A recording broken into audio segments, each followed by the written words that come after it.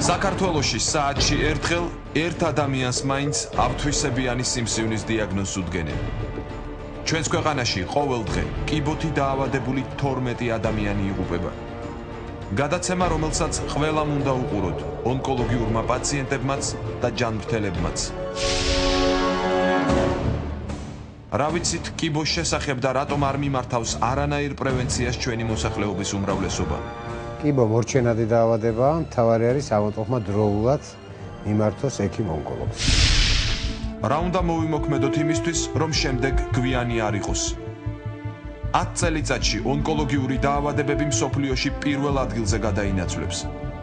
მოსალოდნელი შემაშფოთებელი პროგნოზი 2020 წლისთვის საქართველოში.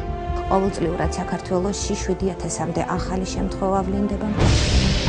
კიბო მამაკაცებში, ქალებსა და ბავშვებში. რატომ გაახალგაზრდავდა კიბო და რატომ იმატა საქართველოში ავთვისებიანი სიმსივნით დაავადებულ მოზარდთა რაოდენობა?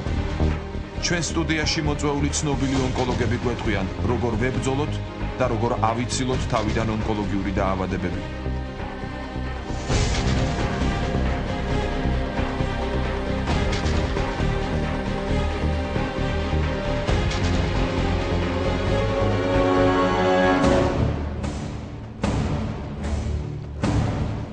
მოგესალმებით. დღეს შაბათია, საღამოს 9 საათი და პირველ არხზე თქვენ უყურებთ ვახოს ანაიას რეპორტაჟს. ჩვენი დღევანდელი გადაცემა რამდენიმე ნაწილისგან შედგება. პირველი, ონკოლოგიური დაავადებების სტატისტიკა საქართველოსა და მთელ მსოფლიოში. მეორე ნაწილი, ონკოლოგიური დაავადებების გამომწვევი მიზეზები და მათთან ბრძოლის გზები. და მესამე, დასკვნით ბლოგში, ცნობილი ონკოლოგები ჩვენ სტუდიაში. მაშასე, პირველი ნაწილი, რატომ ყავს საქართველოში ამდენი ონკოლოგიური პაციენტი? გამაგიანდა ცოტა. მე სამი თვე თავდებოდი თითქმის. ჯერა იქ რაიონში მე დასავლეთიდან ვარ. იქ რაიონში შევჭი. ვერავს უთქამდი, ვერაფერი და. ხოლო რამ გამოიწვია მე აზრზე არა ვარ. უკვე ხალი კვდებოდი, სიკვდილი პირას ვეღავი. საკლაპავი მილი და კუჭი ატანილია კერდი მაგ გადახრეხილი. ატანილია კერდის შიგნით. საქართველოში ბოლო 1 წლის განმავლობაში ავთვისებიანი სიმსივნის დაახლოებით 7000 ახალი შემთხვევა დაფიქსირდა. შემაშფოთებელი ტენდენციაა მთელ მსოფლიოში. კიბოთი ყოველწლიურად სულ უფრო მეტი ადამიანი ავადდება. ჯანდაცვის მსოფლიო ორგანიზაციის მონაცემებით მთელ მსოფლიოში აღინიშნება ავთვისებიანი სიმსივნეების ზრდის ტენდენცია და ამ ტენდენციას აქვს სერიოზული ესეთი პროგრესული მაჩვენებელი 8-9%-ის ფარგლებში ყოველწლიურად ყველა წინა წელთან შედარებით. რატომ გახშირდა ასე ონკოლოგიური დაავადებები? ჯანდაცვის მსოფლიო ორგანიზაციის მონაცემით ავთვისებიანი სიმსივნის შემთხვევების აბსოლუტური უმრავლესობა გარემო ფაქტორების გავლენითაა განპირობებული. ცდილობა იმისა, რომ დაავადების პრევენცია მოხდეს, აუცილებლად საჭიროა.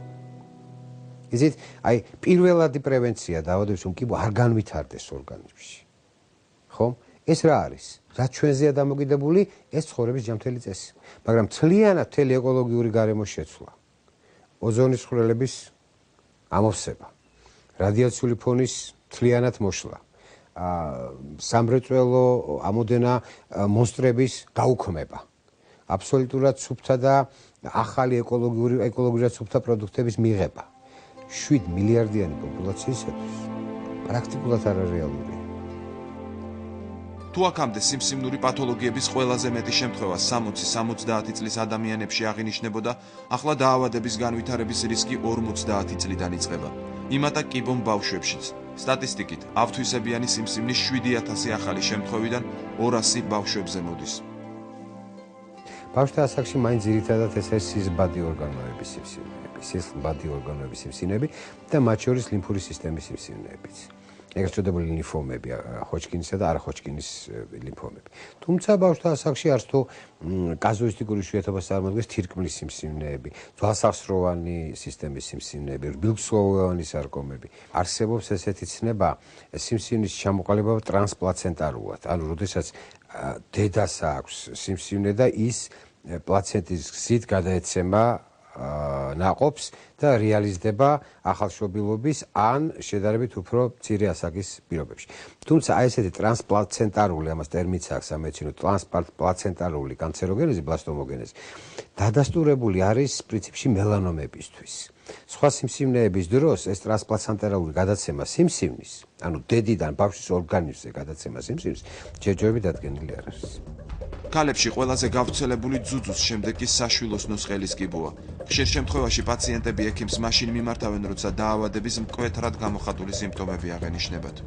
40 წელი ეს ის ასაკია, სადაც რისკ ფაქტორი ონკოლოგიური დაავადების განვითარების არის საკმაოდ მაღალი. ხშირ შემთხვევაში ამ პერიოდში ქალბატონი მოდის ხოლმე ჩვენთან ჩივილებით ისეთი სახის, როგორიც არის აციკლიური სისხლის დენების საშვილოსნოდან. მე მქონია შემთხვევა, როდესაც მოსულა ქალბატონი და ტრაბახის სახით უთქვია, რომ მე 15-20 წელია გინეკოლოგთან არ ვყოფილა, დღეს პირველად ავარო. აქ არაფრით არის სატრაბახო, რასაკურველი არ არის, ეს პირიქით სამარცხვინოა. თუ ქალბატონს ნათესაურ კავშირში ვიღაცას ჰქონდა სარძევი ჯირკვლის კიბო, რა თქმა უნდა, ეგეთი პაციენტი ასაყვანი არის სამეთვალყურეოდ და ყოველ წელს საჭირო არის გამოკვლევები სარძევი ჯირკვლის. დღესდღეობით პაციენტები მოდიან უფრო მესამე სტადიით, მესამე-მეოთხე სტადიით, როდესაც უკვე ექიმს თითქმის არჩება ის არსენალი, რისი გამოყენება შესაძლებელი არის. ჩვენს რესპონდენტს 9 წლის წინ სარძევე ჯირკვლის ავთვისებიანი სიმსივნე დაუდგინეს. საჭირო გახდა მკერდის ამპუტაცია, შემდეგ კი ხანგრძლივი მკურნალობა. პაციენტს სიცოცხლე შეუნარჩუნეს, ავადმყოფი განიკურნა. აი ონკოლოგიური ხსენება ეს ისეთი კომპლექსია, რომ თითქოს მე ყველას ეცოდები, აი მეზობლებს, ნათესავებს. სიმსივნის აღმოჩნდა მეორე სტადია. გამიკეთდა ოპერაცია, რადიკალური მასტექტომია და ქიმიოთერაპიის 8 კურსი. მე ვფიქრობ, რომ მე გავიმარჯვე ამ დაავადებაზე. მამაკაცები ყველაზე ხშირად ფილტვის კიბოთი ავადდებიან. ამ ონკოპათოლოგიის გამომწვევი მიზეზი უმეტეს შემთხვევაში თამბაქოს მოხმარებაა. როდესაც აქვს წეველობის 20-30 წლის სტაჟი. როდესაც ის ეწევა ერთკოლობზე მეტს, აი ეს არის განსაკუთრებული რისკის ჯგუფები. აი ბოლო 2 წელიწადში საქართველოში თამბაქოს მომხმარებელთა რიცხვი 44%-ით მოიმატა. განსაკუთრებით გაიზარდა მოზარდთა და ახალგაზრდათა ხვედრით ზონა. ფილტვის კიბოს შემდეგ მამაკაცებში კოლორექტული სიმსივნეები ჭარბობს. ონკოლოგები პაციენტების დაბალ ინფორმირებულობასა და დაგვიანებულ სტადიაზე მიმართვას ძირითად პრობლემად ასახელებენ. დღესდღეობით სამწუხაროდ საქართველოში არ არის ისეთი აქტიურად გამოხატული სკრინინგ პროგრამები, როგორც თქვათ არის მამოლოგიაში, არის თქვათ გინეკოლოგიაში, საშვილოსნოს ყელის კიბოს დროს, მაგრამ კოლორექტალური იქნება თუ კუჭანსლავის სიმსივნეების სკრინინგ პროგრამები ჯერჯერობით საქართველოში ისე აქტიურად არ მუშაობს და სამწუხაროდ ხდებიან როგორც ზოგად ქირურგებთან, ასევე ონკოლოგებთან პაციენტების საკმაოდ შორსასრულ და დაგვიანებულ შემთხვევებში. მიუხედავად იმისა, რომ კიბო 21 საუკუნეშიც ბოლომდე შესწავლილი არ არის და მძიმე დაავადება, სასიკვდილო განაჩენს არ ნიშნავს. როგორც ონკოლოგები ამბობენ, მთავარი დროული დიაგნოსტიკა და სწორი მკურნალობაა. ახლა გრაფიკულად წარმოგიდგენთ სტატისტიკურ მაჩვენებელს, რომ არსებული ვითარება ადვილად აღსაქმელი იყოს. საქართველოში ონკოლოგიურ პაციენტთა ლეტალობა 4370 შემთხვევა წელიწადში. 2500 ადამიანი იღუპება დიაგნოზის დადგენიდან 1 წელიწადში. აქედან გამომდინარეობს მარტივი დასკვნა. ავადმყოფების უმეტესობა ექიმთან მიდის მაშინ, როცა მკურნალობა დაგვიანებულია. ავთვისებიანი სიმსივნეების განაწილება სტადიების მიხედვით. საქართველო. პირველი სტადია. თქვენ ჩვენს გრაფიკულ მონაცემზე ხედავთ, რომ პირველ სტადიაზე არის 5%. მეორე სტადია 22%. მესამე სტადია 25% და მეოთხე ბოლო სტადია ყველაზე მაღალი ციფრი 48%. ავთვისებიანი სიმსივნეებით ავადობა და პროგნოზული მაჩვენებლები კვლევა ჩატარებულია ყოველ 100,000 ადამიანზე. 2010 წელი თქვენ ხედავთ, რომ მხოლოდ ყოველ 100,000 ადამიანზე გამოვლენილია კიბოს 160 შემთხვევა. 2015 წელს პროგნოზის მიხედვით რაოდენობა კიდევ უფრო მოიმატებს, 2020 წელს კი ვარაუდობენ, რომ გაიზრდება 180 შემთხვევამდე. ახლა ჩვენი რეპორტაჟის მომდევნო ნაწილი. რა იწვევს ონკოლოგიურ დაავადებებს, რომელ სტადიაზე შეიძლება კიბოს დამარცხება, როგორ უნდა მოიქცეს თითოეული ჩვენგანი, რომ მსგავსი დაავადებები თავიდან ავიცილოთ, როგორ უნდა მოიქცნენ ისინი, რომელთაც უკვე დაუდგინეს დიაგნოზი. ჩვენი რეპორტაჟის გაგრძელება. ავთვისებიანი სიმსივნით საქართველოში დღეს 33,000 ადამიანია რეგისტრირებული. განსაზღვრული ასაკობრივი ჯგუფებისთვის ონკოლოგიურ დაავადებათა მართვის პროგრამა მოქმედებს, რომლის ბიუჯეტი 5,657,000 ლარია. ამ პროგრამებშიც კი ამ ასაკში მოქცეული ავადმყოფები იძულებული არიან, რომ თანადაფინანსება გადაიხადონ, ანუ თუ დაახლოებით ოპერაცია თქვათ ღირს 2,500-3,000 ლარი, ისინი თქვათ სადღაც 500-დან 1000 ლარამდე მათ უწევთ თანხების გადახდა, რაც საკმაოდ რთულია. ეს არის უმძიმესი სიტუაცია, ურთულესი სიტუაცია და აბსოლუტურად დაუშვებელი და მეუღებელია ჩემთვის ასაკობრივი დიფერენციაცია ამ დროს არ უნდა ხდებოდეს. მე ვსაუბრობ სახელმწიფო პროგრამებზე სამწუხაროდ ეს არ ნიშნავს იმას, რომ სახელმწიფო პროგრამები სრულად მოიცავს ყველა საჭიროებას დღეს. ნამდვილად არა. ჯერ ერთი უნდა ვთქვათ, რომ პროგრამები მოქმედებს 18 წლამდე და შემდგომ უკვე არის დიდი ჯგუფი, ეს არის 60 წელს ზემოთ. გარკვეულ ამ შუალედში ვინც არის მათთვის რა თქმა უნდა გაცილებით დიდ პრობლემას წარმოადგენს ონკოლოგია. თუ დაზღვევა არა აქვს ან სიღარიბის პროგრამით არ სარგებლობს, 18-დან 60 წლამდე ონკოპათოლოგიების მქონე პაციენტებს მკურნალობა საკუთარი ხარჯებით უწევთ. და იგეგმება რომ იყოს ხელმისაწვდომი პროდუქტები ბაზარზე, სადაზღვევო ბაზარზე და ამ ადამიანებს შეეძლოთ თქვა დაზღვევა. ხა როცა ვსაუბრობ სახელმწიფო პროგრამებზე, ამის გარდა არის სადაზღვევო ასე ვთქვათ, მთელი სფერო. თუ ადამიანები უნდა ფიქრობდნენ იმაზე, რომ შეიძლება ერთ დღეს დადგეს რაღაცა პრობლემა და როდესაც აქვთ საშუალება, ან ისინი მუშაობენ, ან აქვთ სხვა შემოსავალი, უნდა ცდილობდნენ, რომ დაეზღვიონ ინდივიდუალურად ან კოლექტიურად. ის პოზიცია, რომ აი სადაზღვევო კომპანიები იღებენ თავიანთ თავზე და დაზღვევა აფინანსებს, მოდესთ ეს აბსოლუტურად გაყინებული თემაა. ხა ვინც დაზღვეულია, გასაგებია, რომ სადაზღვევო სისტემები ერთვებიან. თუმცა აქაც გარკვეული პრეტენზიები უნდა გამოთქვა სადაზღვევო კომპანიების მიმართ, იმიტომ რომ ძალიან გართულებულია, ძალიან ბევრ მიზეზს ეძებენ, ძალიან ბევრ რაღაც თქვათ დეტალებში არასწორად ხშირ შემთხვევაში ჩადიან. ვინც დაზღვეული არ არის, ეს ავადმყოფი ფაქტიურად ხშირ შემთხვევაში განწირულია, იმიტომ რომ ამ ყველა ხარჯების დაფარვა მათ არ შეუძლია. ბევრი პაციენტი მკურნალობის დროულად დაწყებას ვერ ახერხებს. შორს წასულ სტადიაზე კი კიბოს განკურნება პრაქტიკულად შეუძლებელია. უიმედო ავადმყოფებისთვის სიცოცხლის გახანგრძლივებისა და ტკივილის შემსუბუქების მიზნით პალიატიური მკურნალობის პროგრამა დაინერგა. მარტივად რომ ავხსნათ ეს რა არის? ეს არის იმ ონკოლოგიური პაციენტებზე ზრუნვა, რომელთა გამოჯანმრთელება სამწუხაროდ დაავადების გავრცელების გამო უკვე შეუძლებელია. ეს არის ტკივილის მართვა, რომელიც სამწუხაროდ თამსდევი პროცესია ონკოლოგიური პაციენტის შორსასრული ფორმებისა და ეს არის სიმპტომების კონტროლი. ანუ ყველა სხვა სიმპტომის მართვა ტკივილისგან დამოუკიდებელის. აქ ჩართულია როგორც ექიმი, ექთანი, ფსიქოლოგი, სოციალური მუშაკი, იურისტი. ავთვისებიანი სიმსივნე ანომალიური უჯრედების უკონტროლო ზრდაა. უწესრიგოდ გამრავლებული და ბიოლოგიურად ტრანსფორმირებული უჯრედები გადაფარავენ ნორმალურ უჯრედებს და ტოქსინებს გამოყოფენ. სიმსივნური პროცესის აღმოცენებიდან მის პირველად განვითარებამდე დაახლოებით 7-8 წელი გადის.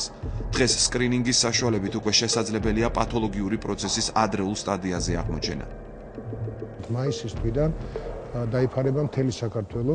თბილისში მუშაობს ძუძუს კიბოს კლინიკის პროგრამა, საშვილოსნოს ყელის კიბოს კლინიკის პროგრამა, მსხვილნაწლავის კიბოს კლინიკის პროგრამა და წინამდებარე ჯირკვლის კიბოს კლინიკის პროგრამა. 40-დან 70 წლამდე ქალებისთვის ძუძუს კიბოს სკრინინგი უფასოა თბილისსა და დიდ ქალაქებში. 25-დან 60 წლამდე ქალებისთვის საშვილოსნოს ყელის კიბოს გამოკვლევა უფასო ჯერჯერობით მარტო დედაქალაქშია. 2008 წელს საქართველოში საშვილოსნოს ყელის კიბოს 350 შემთხვევა გამოვლინდა.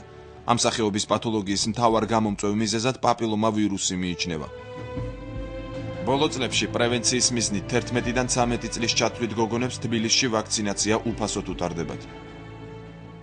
თუ გოგონა სქესობრივი ცხოვრების დაწყებამდე იქნება აცრილი ადამიანის პაპილომა ვირუსის საწინააღმდეგოდ, გათხოვების შემდგომ და სქესობრივი ცხოვრების დაწყების შემდგომ გოგონას აღარ დაემართება ადამიანის პაპილომა ვირუსი. შესაბამისად, შემთხვევათა 70%-ში გოგონას ჩვენ ვაცილებთ თავიდან საშვილოს ყელის კიბოს განვითარებას. ჯანდაცვის მსოფლიო ორგანიზაცია შემაშფოთებელ სტატისტიკას აქვეყნებს. 2020 წლისთვის სიმსივნით გარდაცვლილთა რიცხვი ყოველწლიურად 12 მილიონს მიაღწევს.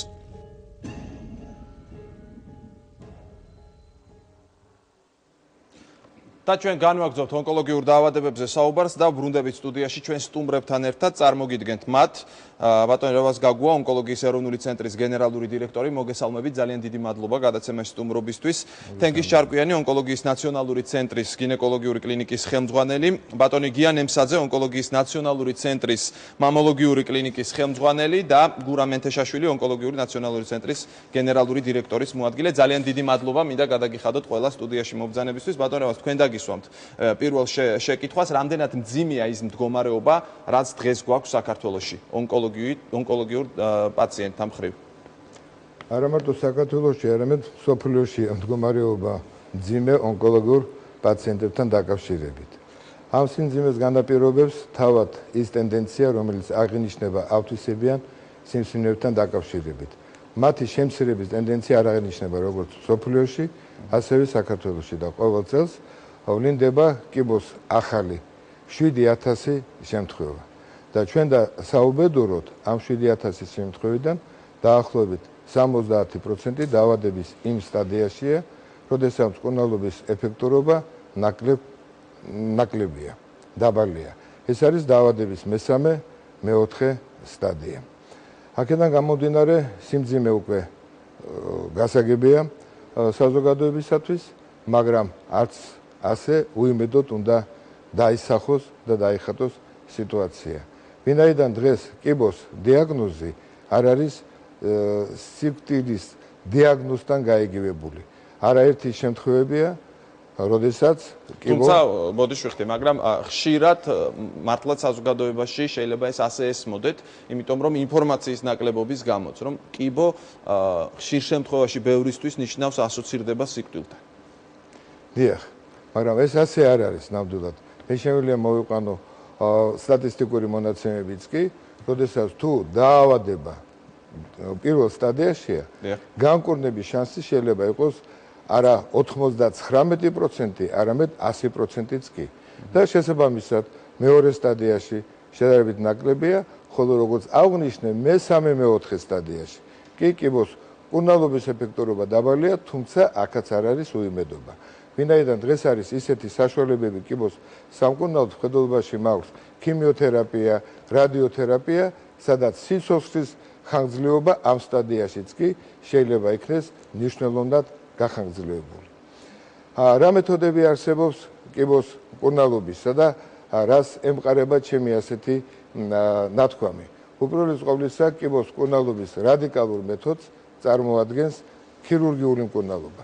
როდესაც სიმსივნით დაავადებულ ორგანოსთან ერთად უნდა იქნეს ამოღებული ახლომდებარე ორგანოს ნაწილის, თუ კი მასთან ის არის ინვაზირებული, ანუ ჩაზრდილი და ის ლიმფური კვანძები, რა გზითაც ვრცელდება სიმსივნე. ანუ ამას ქვიან მეტასტაზირების გზები. მეორე მეთოდი კიბოს მკურნალობისა ეს გახლავთ ქიმიოთერაპია, ანუ სისტემური მკურნალობა ავთვისებიანი სიმსივნეებისა, როდესაც ეს მედიკამენტი შეყვანილი ვენიდან თუ მიღებული სხვა გზით, კუნთებში თუ სხვა გზით მიღებული, სისტემურად მოქმედებს აი ამ ავთვისებიან დაავადებაზე. და რადიოთერაპია. რადიოთერაპია ეს არის ლოკალურად სიმსივნეზე ზემოქმედება, რომელიც ხალხში ცნობილია როგორც სხიური თერაპიის სახით და ეს სამივე მეთოდი გამოიყენება როგორც დამოუკიდებლად ავთვისებიანი სიმსივნეების სამკურნალოდ, ასევე რიგ შემთხვევაში კომბინაციაში. და როგორც ოპერაციის წინ, ასევე შეიძლება ოპერაციის შემდეგაც იქნეს გამოყენებული. ამიტომ უნდა გითხრათ, რომ დღეს არაერთი შემთხვევა არის, როდესაც კიბო იმკურნება, მაგრამ დამოკიდებულია მისი მკურნალობის ეფექტურობა დაავადების სტადიას. გასაგებია, ბატონო, დაგიბრუნდებით კიდევ ბატონ თერგის გინეკოლოგიური კუთხით, ანუ თქვენი მიმართულებით მინდა კითხოთ, აქ რამდენად მძიმე სიტუაციაა საქართველოში? მაგალითად, საშვილოსნოს ყელის კიბოთი თელ მსოფლიოში წლის განმავლობაში ავადდება დაახლოებით 500,000 ქალი. აქედან 250,000 უკტება. მაგრამ ეს არ ნიშნავს იმას, რომ საშვილოსნოს ყელის კიბო განუკურნებელი არის. საქართველოში საშვილოსნოს ყელის კიბო ყოველ 100,000 ქალზე ვითარდება 15-16 შემთხვევაში. ეს მაჩვენებელი არის დაახლოებით იგივე როგორც ევროპის ქვეყნებში არის. არის ქვეყნები, სადაც 100,000 ქალზე ვითარდება 70 შემთხვევაში. ასე რომ ჩვენ ქვეყანაში ეს მაჩვენებელი შედარებით დაბალი არის და უთანასწორდება ევროპის ქვეყნებს. მაგრამ ეს არის საშვილოსნოს ყელის კიბოთი, აი საშვილოსნოს ტანის კიბო სხვა მაჩვენებლები აქვს. საკვერცხეების კიბოს კიდე უფრო მეტი შემთხვევა არის.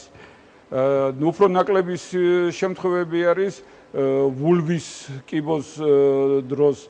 ასე რომ ეს შედარებითი არის და მდგომარეობა ამ ხრივ როგორც თემ სოფლიოში ისეთივე მდგომარეობა არის საქართველოში. რაღაც განსაკუთრებული ცუდი მდგომარეობა არ არის, მაგრამ როგორც ბატონო რეზო ბრძანა აქ თავარი არის რომ მომართვა იყოს ექიმთან დროული. თუ პირველ მეორე სტადიაში არის ეს დაავადება უმეტეს შემთხვევაში, მაგალითად საშვილოსნოს ყელის კიბოს დროს პირველი სტადიის დროს დაახლოებით 70%-ში არის განკურნება. თუ დროულად მიმართა პაციენტი. აი ჩვენ მე კიდევ დაგიბრუნდებით თუ რატომ მიმართავენ უკვე შემდგომ სტადიებში მხოლოდ პაციენტები ექიმებს. მანამდე ბატონ გიანემსაძეს მინდა დაუსვა შეკითხვა, ეს ეხება ძუძუს კიბოს და ამ ხრივ ვიცით რომ სტატისტიკური მონაცემი ცოტა უფრო მაღალია. ბატონ გია.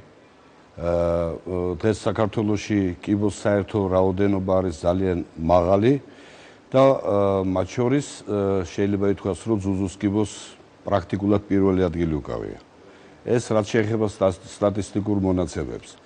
ეპიდემიოლოგიური მონაცემებით თუ ვიტყვით, უფრო ხშირად ეს დაავადება არის დაკავშირებული ყოფით ქცევებთან. არის დაკავშირებული გარკვეული გარეგანი ზემოქმედებებისგან, რომლებიც არის დღეს საქართველოში განსაკუთრებით ალბათ გაიხსენებთ თქვენ დღეს ეს აქტუალური საკითხია, რაც დაკავშირებულია ატომური ენერგიის გამოყენებასთან. ჩერნობილის ავარიის შემდეგ დასავლეთ საქართველოში განსაკუთრებით მოიმატა კიბოს და ფარისებური ჯირკვლის აი ამაზეც ცალკე მინდოდა დამესვა შეკითხვა, მაგრამ რახან ახსენეთ, აქვე კითხავთ, ბარემ აი ამ პიკმა ჩერნობილის პიკმა გადაიარა თუ არა? გასულია 25 წელი, მაგრამ პიკმა გადაიარა თუ არა, შეგიძლიათ გითხრათ? სტატისტიკა გვიჩვენებს, რომ ამ პიკმა ჯერ არ გადაიარა. მაგრამ სამწუხაროდ არა მარტო ეს მიზეზები არის ძუძუს კიბოს გამოწვევი. აქ არის პირველ პლანზე წამოწეული ჰორმონალური დარღვევები, რაც ძალიან ხშირია დღეს ჩვენს ქვეყანაში. საუბედუროდ ევროპას ჩვენ ყველაზე მეტად ამ კუთხით დავემგვანეთ, იმიტომ რომ ის მონაცემები, რაც ევროპაშია, განსაკუთრებით აი ბელუქსის ქვეყნებში, ჰოლანდიაში და მიმდებარე ქვეყნებში, სადაც ესე იგი შვილიანობა არის ნაკლები, მეტია აბორტები, ასეთ ქვეყნებში მაღალია ძუძუს კიბო, ამით სამწუხაროდ საქართველოს დიდად ემსგავსება ამ ქვეყნებს, რაც ძალიან სამწუხაროა. რაც ადრეულ სტადიაში გამოვავლენ ჩვენ ძუძუს კიბოს, საერთოდ კიბოს და რა თქმა უნდა მათ შორის ძუძუს კიბოს, რეზულტატები არის კარგი ძალიან. თითქმის მთელი რესპუბლიკის მასშტაბით ქალბატონი სანდრა რურლოვსის პატრონაჟით და მისი მეცადინეობით ტარდება სკრინინგ პროგრამები, მასიური სკრინინგ პროგრამები და თქვენ წარმოიდგინეთ, რომ დღეისათვის უკვე სურათი ძალიან შეიცვალა.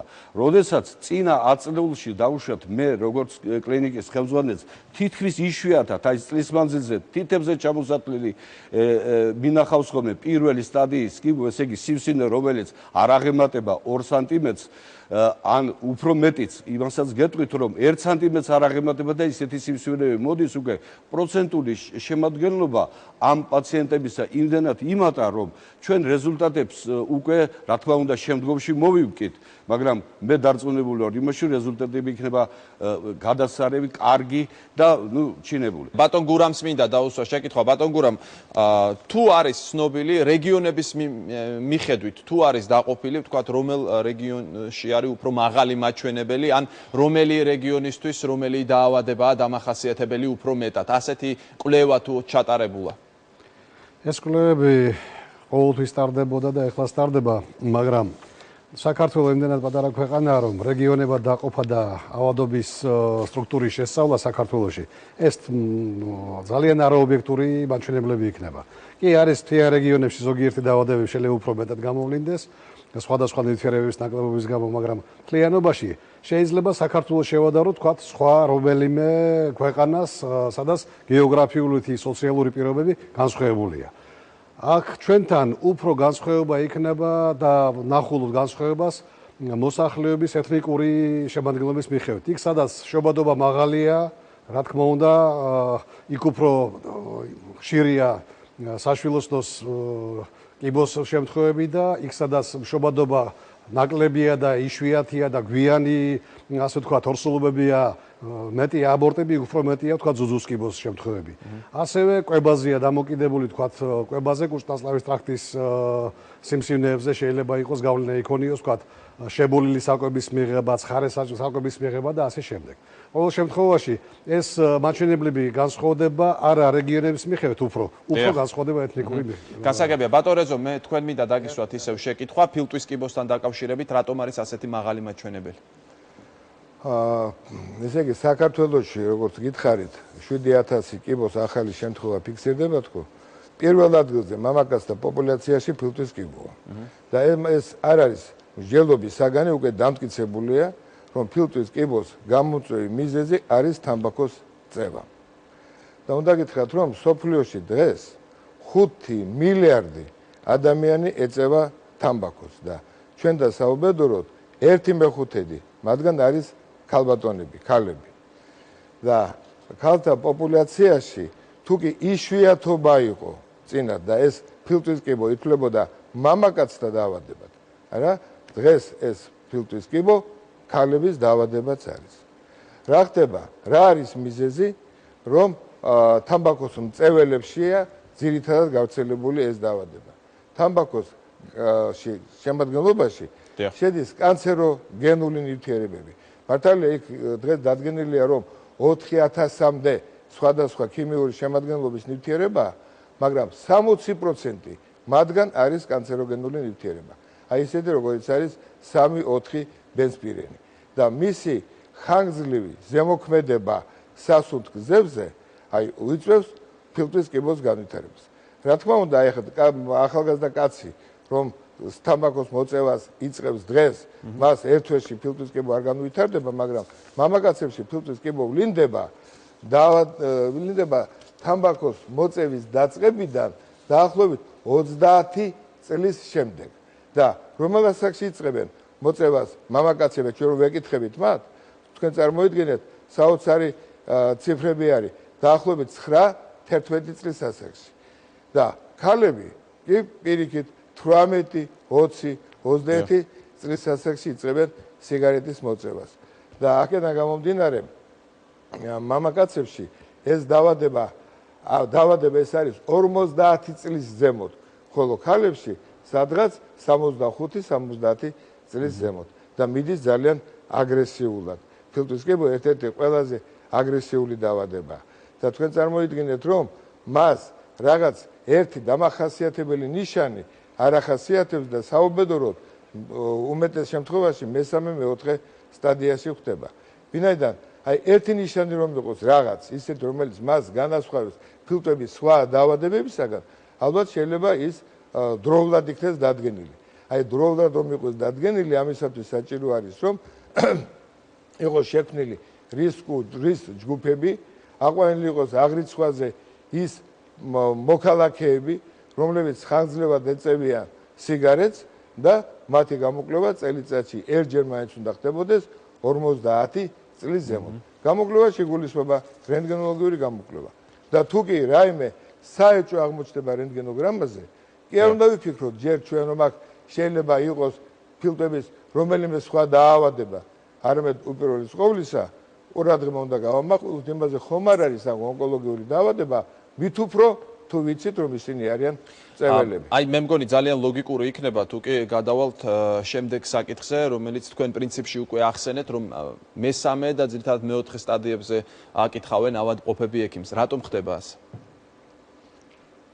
ჯერ ერთი უნდა ვიცოდეთ რომ არის ორგვარი ლოკალიზაციის ავთვისებიანი სიმსივნეები. ერთი არის ვიზუალური ლოკალიზაცია, რომელსაც თვალით ვხედავთ და ხელით ვეხებით და ძალიან სამარცხვინოა რომ ასეთი საგანმანათლებლო მუშაობა იყოს დაბალ დონეზე, როდესაც კანზე რაღაც გამოგაჩნდება, ხელმისაწვდომ ორგანოებში რაღაც სიმკრივე შეიგრძნობ, უნდა იცოდე რომ უნდა მიმართო ექიმს.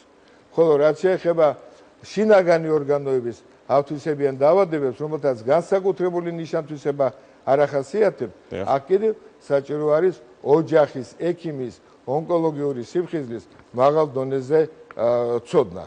ეს იმაში გამოიხატება, როდესაც მიდის პაციენტი ექიმთან, ოჯახის ექიმთან თავის ჩივილებით მიმართავს, მათ უნდა გაამახვილონ ყურადღება უპირველეს ყოვლისა ონკოლოგიურ დაავადებებზე. ანუ ორი რამ გამოისახა, ერთი ყოფითი კულტურის დაბალი დონე, ანუ საგანმანათლებლო მუშაობის დაბალი დონე და ამ მხრივ უნდა იყოს წარმართული მთელი მუშაობა და მეორე შეიძლება აი უნდა იყოს ონკოლოგიური სიფხიზლე პირველად ჯანდაცვის ექიმებში და როგორც აღნიშნა დღეს ბატონმა გია ნემსაძემ, მართლაც შეიქმნა რა საქართველოში ონკოპრევენციის ცენტრი, შეიქმნა რა ეროვნული სკრინინგ სამსახური. უკვე ჩვენთან მოდიან პაციენტები, უკვე დაავადების იმ სტადიაში, როდესაც მათთვის ეფექტური მკურნალობის მაგრამ ეს ყველაფერი რამდენად არის საკმარისი და კიდევ რა არის გასაკეთებელი იმისთვის რომ ეს აბსოლუტურად არ არის საკმარისი. საჭირო არის უფრო მეტი გაკეთდეს ამ მიმართებაში. დღეს ამ მხრივ დაწყებულია მიმართება მუშაობა ორი მიმართულებით. ეს არის საშუალო სყელის კიბო და სარძებე ჯირკვლის კიბო. მე ვიცი რომ პრევენციის ცენტრი იწყებს მუშაობას წინამდებარე ჯირკვლის კიბოს მიმართ, პრევენციულ ღონისძიებების გატარებასა და გამოკვლევებს, ასევე კოლორექტალური სიმსივნეების მიმართ. და თუ კი ეს უკვე უახლოეს პერიოდში ჩაერთვება საქმეში, მაშინ ამ მხრივ რა თქმა უნდა მიღწევები დიდი და უფრო ეფექტური. გასაგებია, ბატონ თენგიზ, თქვენ მინდა გითხოთ, მიმდინარეობს უამრავი კვლევა მთელ მსოფლიოს სამედიცინო სფეროში და კიბოს ვირუსულ წარმომავლობაზე, რამდენად ასე ვთქვათ, რეალურია ეს? კიბოს ვირუსულ წარმომავლობაზე აი და უკვე დადგენილი არის თითქმის, რომ აი საშვილოსნოს ყელის კიბო, ბოს გამომწვევი არის ვირუსი, HPV ვირუსი არის ეგეთი. რომლის ვაქცინაც არის უკვე შექმნილი, რომლის ეს ვაქცინა შემოტანილი არის საქართველოში და 12-დან 17 წლის გოგონებს უკეთდებათ ეს ვაქცინა. მაგრამ მე მინდა გითხრათ ერთი რაღაცა, რომ აი მიმართვიანობა აი ეს ტელევიზიითაც გაჟღერდა, რომ არის ეგეთი ვაქცინა, რომელიც შესაძლებელია რომელმაც საშვილოსნოს ყელის კიბო არ გამოიწვიოს. და მე მინდა ურჩიო კიდე საქართველოს აი ამ ახალგაზრდებს, რომ მიმართონ აი ამ სკრინინგ ცენტრებს, არის პოლიკლინიკებში ეს სპეციალური ცენტრები, სადაც კეთდება ეს ვაქცინაცია და ეს ვაქცინაცია 12-დან 17 წლამდე არის უფასო. და სასურველია, რომ აი ეს ვაქცინაცია ჩატარდეს აი ამ ასაკის გოგონებში. გასაგებია, ბატონ გია, თქვენთან მინდა გადმოვიდე შეკითხვით, საქართველოს შემოდის ქიმიოპრეპარატები და ხანდახან არის ხოლმე გაურკვევლობა. ხანდახან არის გაურკვევლობა იმასთან დაკავშირებით, რომ არსებობს შედარებით ძვირადღირებული და შედარებით ხელმისაწვდომი, ასე ვთქვათ, ეს პრეპარატები. იძლევა თუ არა ერთსა და იმავე შედეგს, ან რა განსხვავებაა მათ შორის, ეს რომ აუხსნა ჩვენს მაყურებელს, იმიტომ რომ მე ამ საკითხში სპეციალისტი არ ვარ, მაგრამ საუბრობენ კორეულ, არგენტინულ პრეპარატებზე და ასევე შედარებით უფრო ძვირადღირებულ პრეპარატებზე. წარმომავლობაზე ბევრს ლაპარაკობენ, რომ თქვენ ბრძანეთ არგენტინული იქნება თუ ინდურ, ხშირად არის ხოლმე საუბარი ინდურ და სხვა წარმოშობის სამლებზე და ყოველთვის ურჩევთ ჩვენ უფრო ევროპულ წარმოშობის და ამერიკულ სამლებს, მაგრამ ახლა ასე კონკრეტულად ძალიან ძნელია გასაგებია. იმაზე კი გიპასუხებთ, რომ სხვადასხვა პრეპარატები აი ჩვენ მაგალითად მამოლოგიაში ასე გვაქვს პირველი დონის, მეორე დონის, მესამე დონის და ალბათ უნდა დაუკავშიროთ ეს უპირველეს ყოვლისა იგივე იმ საკითხებს, რომელზედაც მე წეგან თქვი, რომ ყველაფერი იქნება დამოკიდებული ეს დონეების მიხედვით რა თქმა უნდა შესაბამისად ფასიც იზრდება. აი არის მაგალითად ტაქსოლი და არის რიგ შემთხვევებში საჭირო პრეპარატი ტრასტუზუმაბი, რომელსაც რეცეპტის ეძახიან ძირითადად საზოგადოებაში, ის რომელიც ათასობით დოლარი, ამერიკული დოლარი ღირს. რა თქმა უნდა, კიდევ უკავშირებ იმას, რომ ის ადრეული დიაგნოსტიკა ზუსტად ეხან როგორც მე ვთქვი, საჭირო იქნება იმისათვის, რომ აღარ დაგჭირდეთ, შეიძლება ნაკლები დაგჭირდეს ეს სამლები. სარძევე ჯირკვლის კიბო უფრო საშიშია უკვე 35 წლის, განსაკუთრებით 40 წლის შემდეგ. 40 წლის შემდეგ კატასტროფულად იზრდება ძუძუს კიბოს პროცენტული რისკი, საერთოდ, რო ვთქვათ ასე. და ამიტომ თავარია რომ დაუბრუნდეთ ისევე იმ პროფილაქტიკურ ღონისძიებებს, თავარია დაუბრუნდეთ იმ პრევენციულ მომენტებს და იმას, რომ ცხოვრების ნორმალური წესი გქონდეს ქალბატონებს და განსაკუთრებით 35 წლის შემდეგ წელიწადში ერთხელ მაინც მიაკითხონ სკრინინგ ცენტრს. გასაგებია, ბატონ გურამ, თქვენ მინდა კითხოთ კიბოს გენეტიკური ფაქტორი რამდენად ხშირია საქართველოში? გენეტიკას თავისი დატვირთვა აქვს ყოველთვის, განსაკუთრებით თქვა სხვილნაცლავის კიბოს დროს, კუჭის კიბოს დროს და სხვადასხვა დაავადებების დროს. მაგრამ თავარი ეგ არ არის და ალბათ უფრო მიმართულება უნდა იყოს აღებული იმაზე, რომ რაც შეიძლება ადრეული დიაგნოსტიკა მოხდეს. არ აქვს მნიშვნელობა ეს გენეტიკურად დეტერმინირებული იქნება თუ არა. ადრეული დიაგნოსტიკა თუ მოხდება, აი ბატონ გიას ნათქვამს მინდა კიდევ ერთხელ გავყვი ამ მიმართულებას და ვიტყოდი, რომ ადრეულ სტადიაში დანახარჯის ნაკლებია, მედიკამენტის ნაკლები ჭირდება და იმასთან ერთად, როგორც მატულობს სტადია, უარესდება შედეგები და გაცილებით, თითქმის არაპროპორციულად მატულობს დანახარჯებიც. ანუ პრეპარატები, ძვირადღირებული პრეპარატების გამოყენება უფრო მეტი ჭირდება. ამ დროს შედეგი პრაქტიკულად არ აქვს.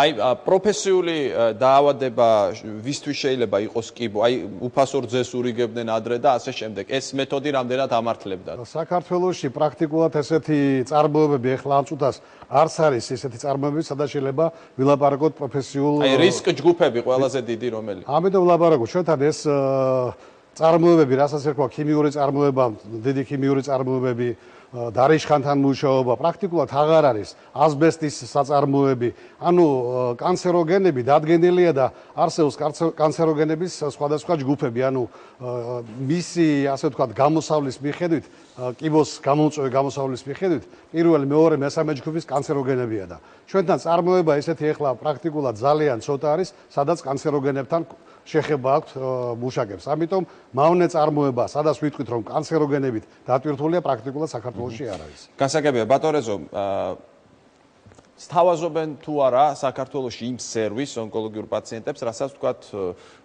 საზღვარგარეთ განვითარებულ სახელმწიფოებში. მე მინდა რაღაცნაირად შედარება მოახდინოთ, რა ვითარება გვაქვს ამ ხრივ საქართველოში, სერვისის მომსახურების ხრივ და რა ვითარებაა საზღვარგარეთის ყველაზე განვითარებულ ქვეყნებში.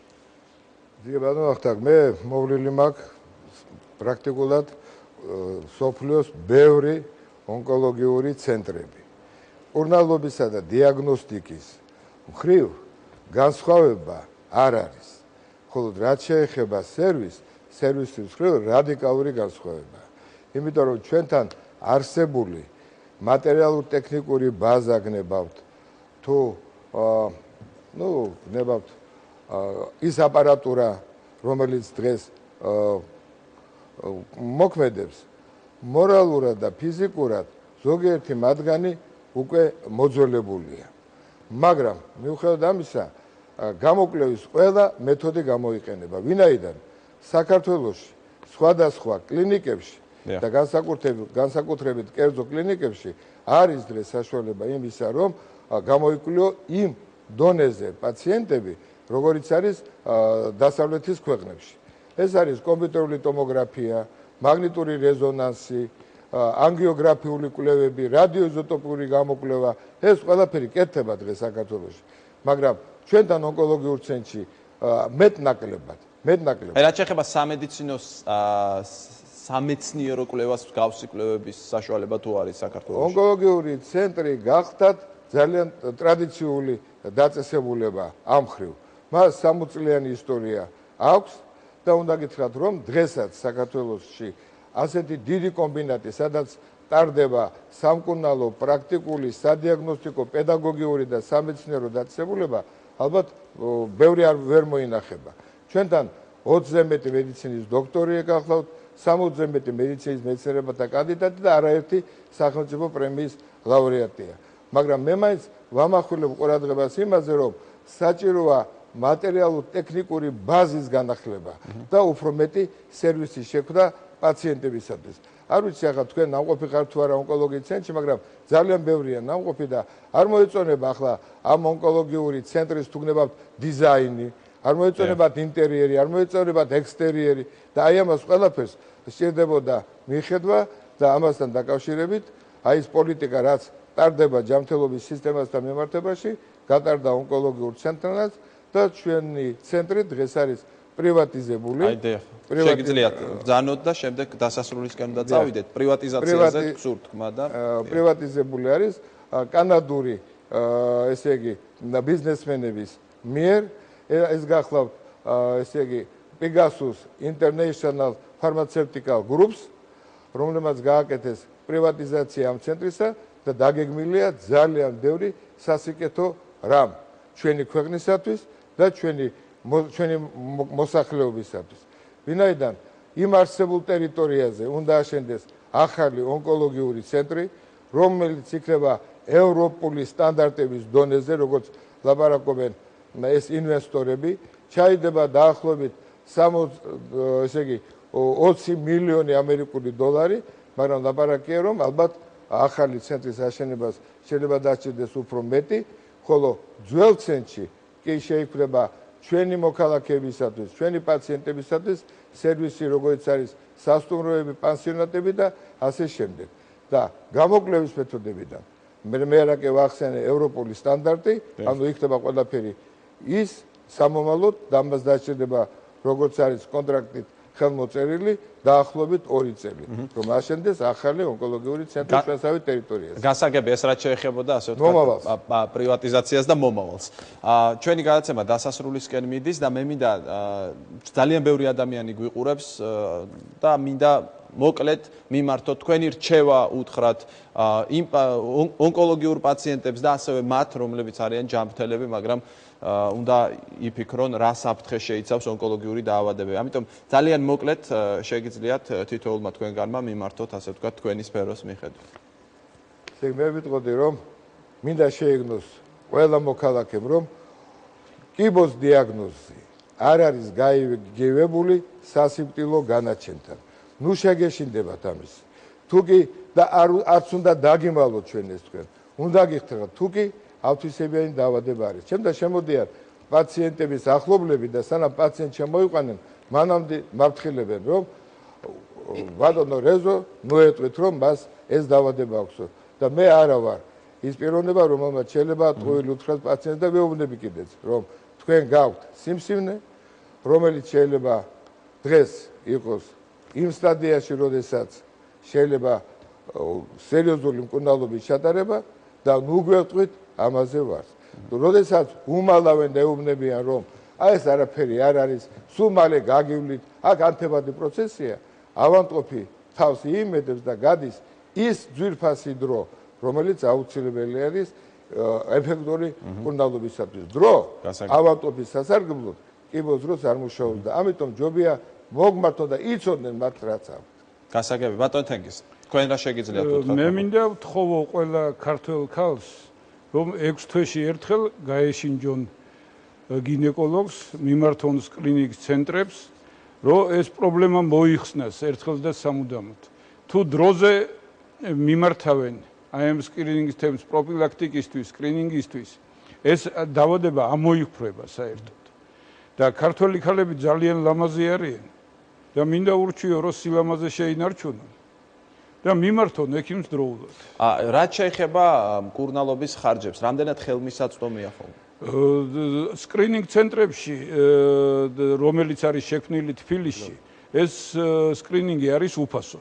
მე უკვე ვსაუბრობ თქვათ ონკოლოგიურ პაციენტებზე, მათთვის. მე ვამბობ პროფილაქტიკის მიზნით. და ეხლა შემოსული არის უკვე საქართველოში დაზღვევის სისტემა და დაზღვევამ უნდა ანაზღაუროს ეს ყველაფერი. გასაგებია, ბატონ გია, თქვენ რა შეგიძლიათ უთხრათ ჩვენს მაყურებელს და შემდეგ ბატონ გურამს მივცემ. მე ვიქნები ძალიან ლაკონური ამ შემთხვევაში. ქართველს და საქართველოს ქალებს საერთოდ პირველს რას ურჩევ, ეს არის რომ ნაკლები აბორტი, მეტი შვილები და 35 წლის შემდეგ აუცილებლად, როგორც ბატონმა თეგიზმა ბრძანა, წელიწადში ერთხელ მაინც სპეციალისტთან მისვლა. მაშინ ყველაფერი კარგად იქნება. გასაგებია, ბატონ გურამ.